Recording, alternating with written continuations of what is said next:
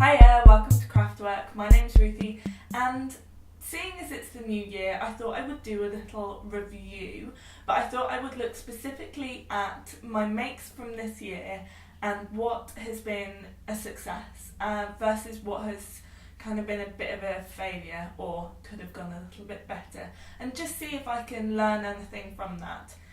So I thought I would start with the ginger jeans because if you've been following me a little bit on Instagram or on here, you will know that I really wanted to make the ginger jeans as part of my key autumn winter capsule wardrobe, and I made them and I love them.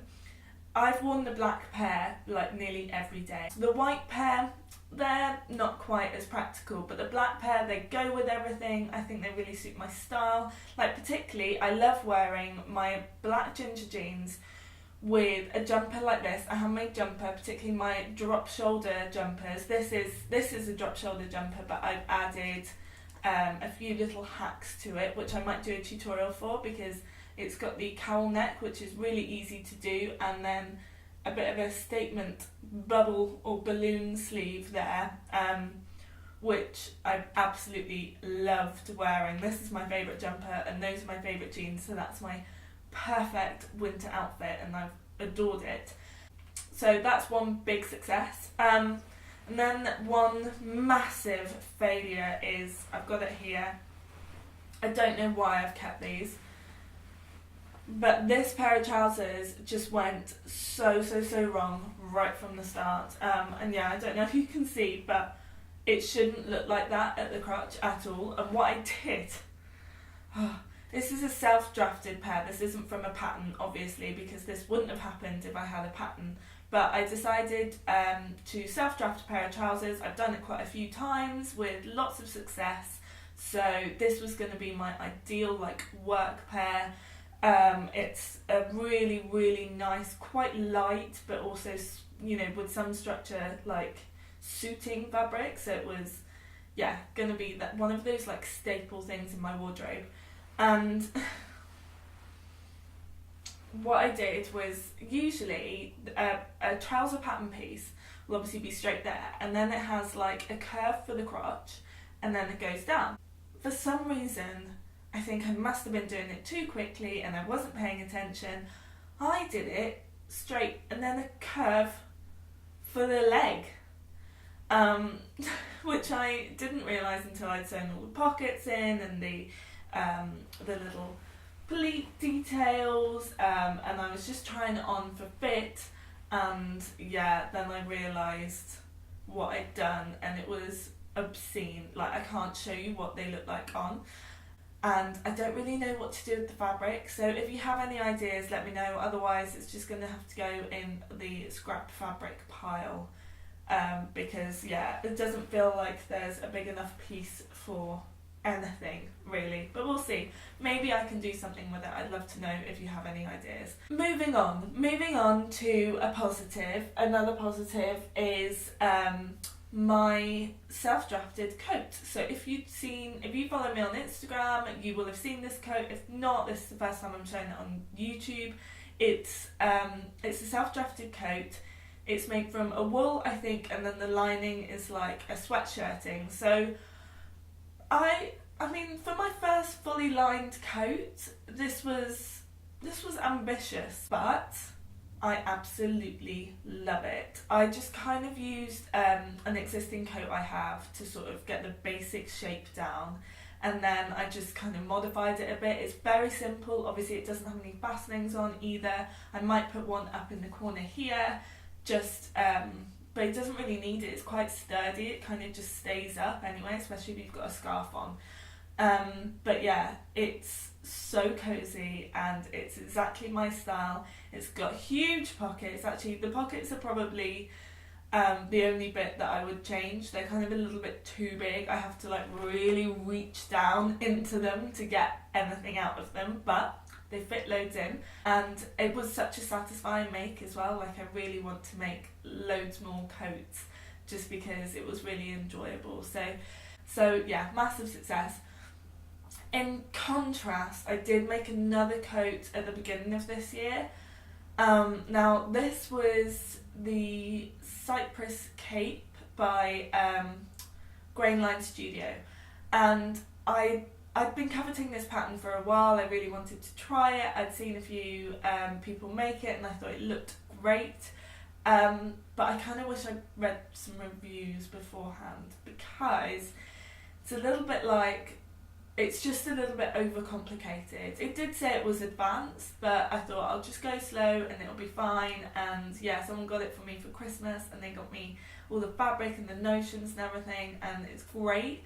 And it was really, it was an enjoyable make, though frustrating at times, because whilst it suggests a waterproof fabric, it doesn't tell you how to use waterproof fabric. So obviously you don't want to be using things like pins, and I put like a sealing tape on the seams, because otherwise it wasn't going to be waterproof at all, despite the waterproof fabric.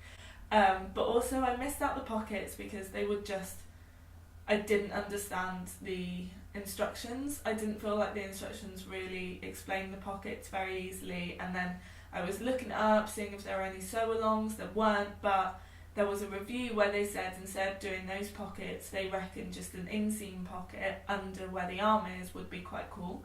I forgot about it and put the tape on, and now just feels like a bit of a faff to do that. But now what I have is basically a poncho. It's like, you know, like those waterproof ponchos that you buy for like, I don't know how much they cost these days at a festival or something, or you get out of a vending machine. It's not that different to that now, which feels like a really mean thing to say about the pattern. But yeah, it does just feel a little bit overcomplicated for what it is, and it could have been a little bit simpler. The finished garment's pretty useless. Also, somehow, I don't know how this happened, but I don't know if you can see from the images, but the hood doesn't close. There's just a gap, which obviously I didn't realise until you've kind of sewn it all up, and then don't really know what to do about that. I suppose just adding an extra bit would work, but yeah, at the moment it means that when the hood's up, it won't stay up. There's no fastening there, so you would get really wet. I'm gonna keep it because I might fix it, but unfortunately there are too many issues with it and it's not really wearable, so that was a bit of a fail because of that. Moving on to a kind of like a big success was discovering a little bit more about my style, and I felt like this year I'd done more like capsule wardrobes that were focused on purpose. So you might have seen my summer wardrobe review.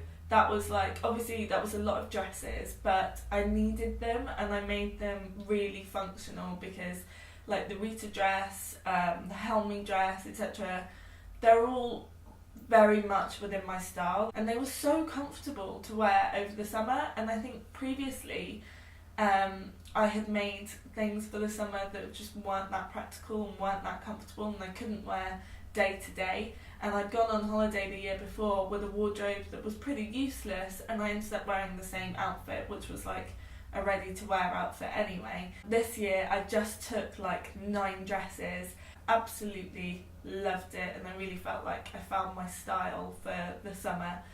So that worked out really, really well. And then I've taken that on into my autumn winter like planning, and so like obviously I've been wearing my jeans a lot and like my drop shoulder jumpers a lot, but also like shirts and things.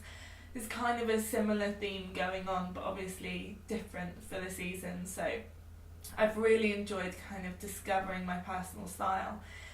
In contrast, I still have made some things that have been totally wrong, even though in the end I finished them and they kind of look good and they would look good on someone else. They're just not right for me. I tend to get distracted by like vintage style patterns, particularly like 40s to 60s style. I made the 1940s tea dress from Sewaholic, and it looks so good on so many people and it's a great pattern, but it wasn't right for me. I couldn't get the fit right for a start, but even then, just putting it on, I wore it one day, but actually only in the house for like making an Easter roast. That's all I wore it for, and I don't think I'll be wearing it again, so that's going to be going to a friend or something, I think. So yeah, realising that actually some of those like real vintage style dresses, they look so good on so many people. I've always wanted to be one of those people that just dresses vintage, but it's just not my style. It's not practical for my lifestyle, and I actually feel a little bit too, I don't know, maybe I've just realised that my style isn't as feminine as I thought it was, and it's a little bit more tailored. This year I'm definitely going to try and avoid being distracted by like vintage style patterns that look so good on other people, and I'm going to try and focus on things that I know I'm going to love and wear.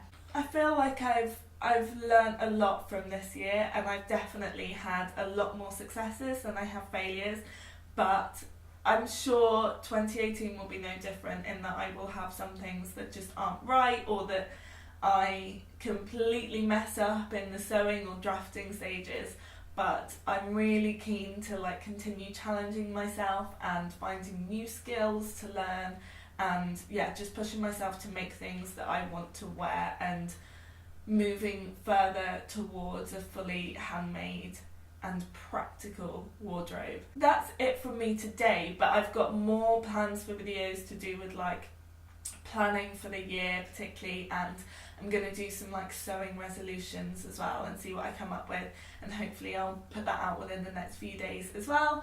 So yeah, let me know if you have had any big successes this year, or any big realisations with your sewing, or if you've had any failures as well. It's good to share. I'd love to hear from you, so let me know in the comments down below, and please subscribe if you haven't already, because I'd love to see you again in my next video. Have a great week guys, and Happy New Year. Bye!